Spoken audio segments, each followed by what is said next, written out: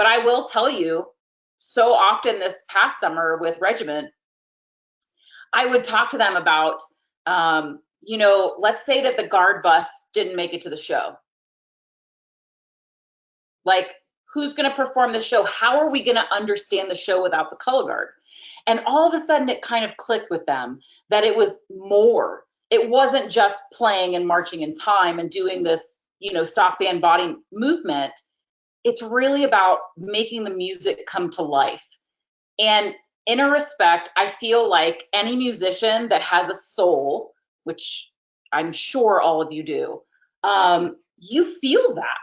And there's this energy that when I hear Beethoven's Ninth, when I hear Shostakovich, when I hear, anytime I hear Bolero, like I'm immediately transformed and transported into a different space, and my body feels differently, and there's a different energy. And you guys can, look, I'm fully aware that I'm bonkers crazy, fully aware that I'm bonkers crazy.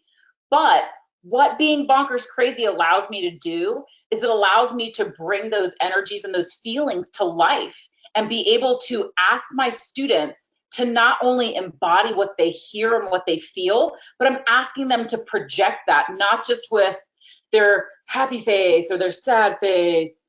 I'm asking them to project energy through their eyes and through their being. And for me, that in itself is the first way that you go about teaching role playing and characterization within any show, is really talking to the students about how they feel when they're listening. You can't listen to some of Shostakovich's stuff and just be like, that's so light and pretty.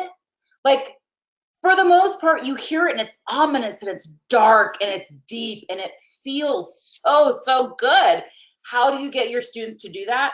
Well, you have to allow them to feel what that feels like to them, because your idea of how that works is completely different than how their idea is, mainly because you're on two different wavelengths in terms of growth from your brain.